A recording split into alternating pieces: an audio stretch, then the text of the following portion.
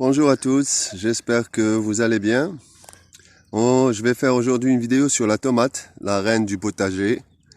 En fait, la tomate fait partie de la famille des solanacées. C'est un fruit, je dirais, même un légume, bon, beaucoup plus un fruit d'été. On la cultive généralement, c'est-à-dire on commence ses semis sous abri ou sur couche chaude, toujours en intérieur. Pour les climats tempérés, comme le mien, moi j'ai commencé mes premiers semis vers la mi-janvier de tomates. Sous climat froid, on commence vers la mi-mars, même début avril, pour planter après le 15 mai, après tout risque de gelée, parce que la tomate n'est pas rustique, c'est-à-dire si on arrive à 5-4 degrés, elle a du mal. Chez moi, j'ai planté mes premiers plants de tomates vers le 1er mars, fin février, 1er mars. Et je commence toujours par des variétés précoces, comme celle que vous voyez ici, c'est la précoce de Quimper, car elles sont très vigoureuses, elles poussent très vite et elle est déjà en production. Comme vous voyez ici, il y a déjà des tomates, elle produit déjà des tomates. Après début avril, je plante les tomates de mi-saison. Et en juin, je plante la tomate de fin saison pour comme ça, pour que je puisse avoir des tomates. Comme chez moi, on a un climat plutôt clément pour avoir des tomates jusqu'à novembre, fin novembre, même début décembre. Pour l'année passée, c'était jusqu'à début décembre. Bon, en fait, on croit tous que la tomate est une plante annuelle, mais en général, dans les climats tempérés, c'est une vivace. Il y a un agriculteur chinois qui a un plant de tomates qui a 15 ans. Il y en a même, je connais ici, qui ont des plantes de tomates qui ont 2-3 ans. En fait, la tomate, l'aubergine, le poivron, c'est des vivaces. Ils peuvent vivre plusieurs années s'ils sont dans un climat chaud, un climat adéquat. Bon, pour les variétés de tomates, c'est-à-dire dans les régions froides, où la saison est plutôt courte, il vaut mieux commencer par des variétés précoces, comme là la précoce de Quimper ou l'Olivette Rose ou la Tigrée.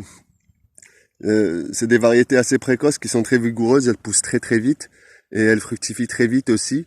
Et elles sont très généreuses, c'est-à-dire que la fructification en général elle est importante. Pour les tomates, c'est-à-dire pour les maladies, la chose la plus, c'est-à-dire la maladie la plus répandue, c'est le mildiou. C'est-à-dire le mildiou est un champignon qui infecte les tomates lorsqu'il y a beaucoup d'humidité. Ça veut dire que quand il pleut beaucoup, il y a des tomates qui sont résistantes au mildiou. Il y a des sélectionneurs chevronnés qui ont sélectionné des tomates résistantes au mildiou. Comme moi ici, j'ai planté le 1er mars et depuis que j'ai planté, il a plu sans arrêt. On voit ici les tiges qui ont noirci, ça veut dire qu'ils ont été touchées par le mildiou. Elles cicatrisent même, elles sont en train de cicatriser sans problème. Là, parce que c'est une variété qui est sélectionnée qui est sélectionnée depuis des années, de manière à ce qu'elle résiste au mildiou. Comme il y a d'autres maladies, d'autres attaques qui peuvent toucher la tomate, comme l'araignée rouge, il y a aussi des tomates qui sont résistantes aux attaques d'araignées rouges. Je me suis procuré une variété de chez Pascal Pot qui est connue pour sa sélection vigoureuse des tomates. La variété Cherokee qui est vraiment résistante aux attaques d'araignées rouges, même virulentes. Elle arrive à résister et à tenir le coup. Ça veut dire que les tomates, en fait, c'est une plantation qui est plutôt très facile. Moi, je l'amène comme ça à la sauvage, en buisson. Je mets pas de tuteur, je mets rien du tout. Je plante mes tomates c'est-à-dire sans tuteur, je les laisse évoluer comme elles l'entendent. En général, elles vont former comme un buisson et elles sont plus résistantes, elles sont plus fortes comme ça, plus productives aussi. Moi, il y en a qui enlèvent les gourmands aussi. Moi, j'enlève pas les gourmands, comme vous voyez ici. Moi, j'enlève pas les gourmands, je les laisse tels quels, je les touche pas, je les taille pas, je les laisse vraiment pousser comme elles l'entendent. Mais bon, il faut avoir l'espace, ça veut dire qu'elles prennent beaucoup d'espace. Pour les distances entre les pieds de tomates, on préconise 50 cm, mais sincèrement, je l'ai essayé déjà. Je pense qu'elles aiment bien être plantées ensemble, ça veut dire plantées serrées. Ça m'est arrivé de planter 2-3 pieds ensemble, à même pas 10 cm de distance, et ça pousse super bien, ça produit super bien sans aucun problème. Mais je parle de variétés, je parle pas de graines non reproductibles, c'est-à-dire je parle pas de graines F1, je parle de graines paysannes. Moi j'achète, c'est-à-dire qu'à la base, j'ai acheté mes graines chez des semenciers chevronnés qui font une sélection de graines qui sont vraiment des graines formidables. Je pense qu'ils font un très bon travail par leur sélection, car ça donne vraiment des plants résistants, des plants très productifs, des plants vigoureux. Et là, la Provenay, la tomate ici, c'est la précoce de Quimper. Elle est issue de sélection rigoureuse. Moi personnellement, mes tomates, quand je les mets en plein terre, je fais un bon arrosage et j'arrose plus par la suite. Je les laisse évoluer comme elles l'entendent. Et j'arrose pas, je les laisse comme ça et ça se passe bien. Des tomates résistantes à la sécheresse, en général la tomate elle est résistante à la sécheresse et elle n'aime pas les stress hydriques. Ça veut dire que si vraiment vous prenez un plant de tomate et c'est-à-dire vous le laissez vraiment sécher et arroser après par la suite, arroser plusieurs fois de suite en grosse quantité, la tomate, c'est-à-dire le fruit va pourrir, c'est-à-dire que il va former comme une tache noire dans le bas du fruit. Et ça, c'est dû au stress hydrique. Ça veut dire qu'il vaut mieux planter la tomate et la laisser tranquille, faire un bon arrosage au début, la laisser tranquille, ou faire un arrosage régulier. Ça veut dire que l'arroser chaque 3 jours, chaque 4 jours, si vous voulez arroser. Moi, personnellement, j'arrose pas parce que la plante, à la base, elle est résistante à la sécheresse. Il faut juste l'habituer. Pour les gourmands, ça veut dire pour celui qui a un plant de tomate, il trouve que le plant de tomate il est super bien et tout, il veut le multiplier, il n'a pas, c'est-à-dire la saison est avancée, et il peut pas faire d'autres semis, ainsi de suite.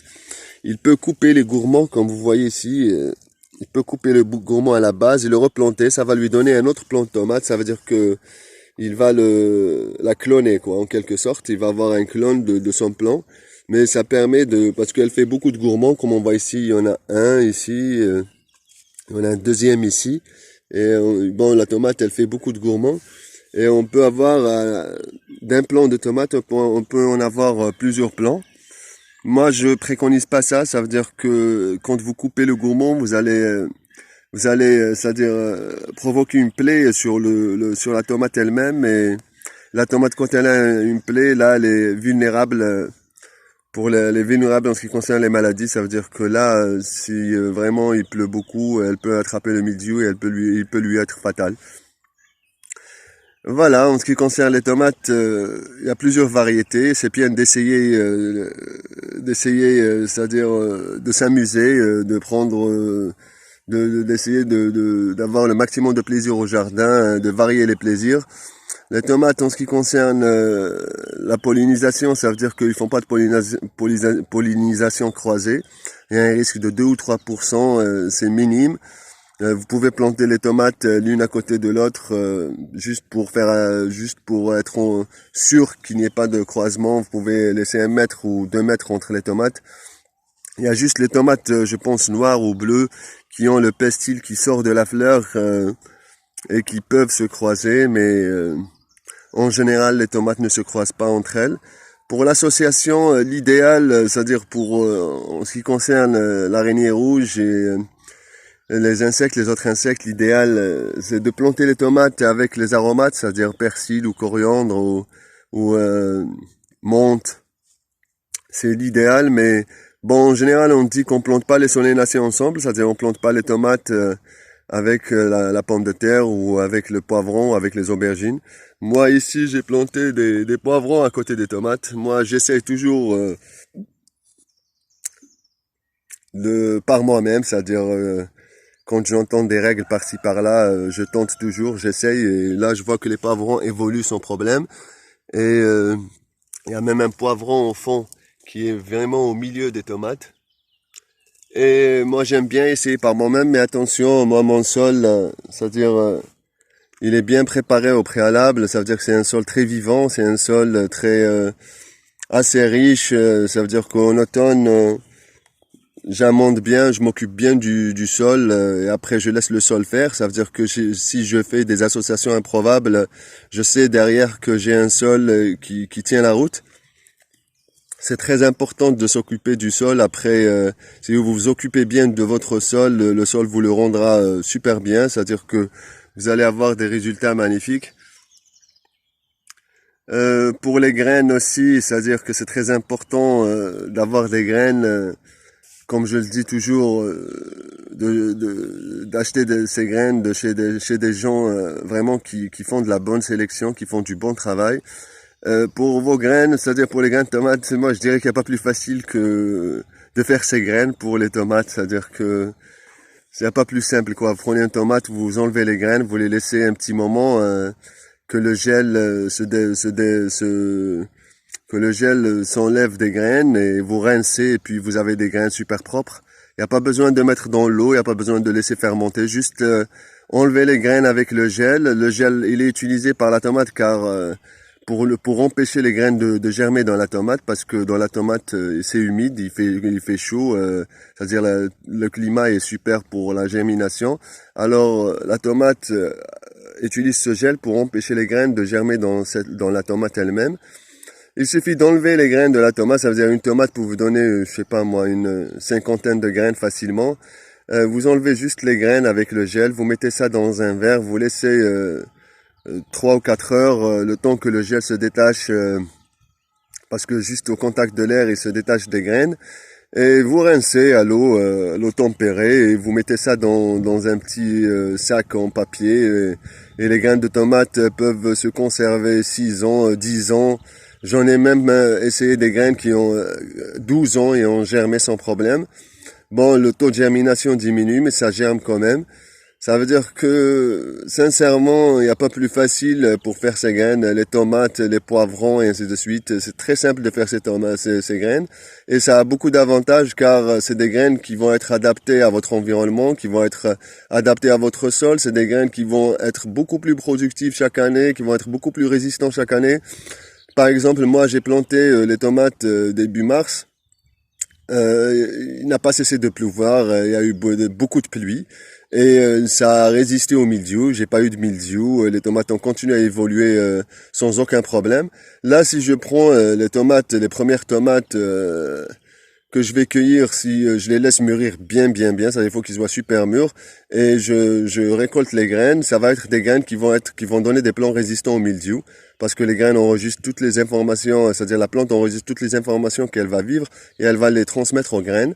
Et si je les laisse pendant tout l'été, c'est-à-dire ils vont subir la sécheresse, la chaleur de l'été et tout, ça va être des graines résistantes au mildiou, plus résistantes à la sécheresse, plus vigoureuses, plus résistantes aux araignées rouges, c'est très important de faire ces graines, de bien sélectionner ces graines. Ça veut dire laisser ces plantes se débrouiller par elles-mêmes, faire une sélection vigoureuse. Ça veut dire que essayer de planter sans arroser, mais toujours le sol.